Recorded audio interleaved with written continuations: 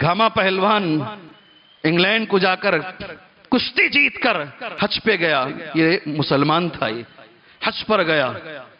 آپ گوگل کے شائقین دیکھ لو گھاما پہلوان کون تھا. شیخ ہمارے استاذ محترم اسے لے کر شیخ بن باز کے پاس گئے. کہا یہ ہندوستان کا بڑا پہلوان, ابھی پاکستان بننے کے بعد وہاں چلا گیا. شیخ کی دونوں آنکھیں نہیں, شیخ بن باز رحمہ اللہ کی آنکھوں سے محروم. شیخ نے اپنے دونوں ہاتھوں سے اس کے ہاتھ کو پکڑ کے دیکھا, چھو کے دیکھا. اس کے جو بائسپس ہوتے ہیں اس کے بازوؤں کو چھوا, ایک ایک بازو اتنا اتنا بڑا. سبحان اللہ.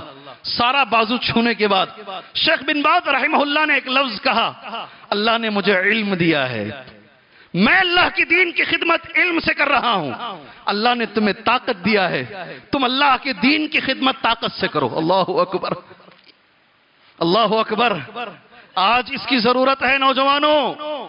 سارا کام علماء پہ مت ڈالو. جس میں جو صلاحیت ہے, جس میں اللہ نے جو طاقت دی ہے, آؤ آگے بڑھو, آگے بڑھو, اللہ کے دین کی خدمت کرو.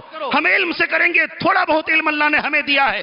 کوئی ڈاکٹر ہے وہ اپنی ڈاکٹری سے کرے, کوئی کسی اور چیز میں ہے, آگے بڑھ کر آؤ اور شیخ بن باز رحمہ اللہ کی اس بات پر عمل کرو.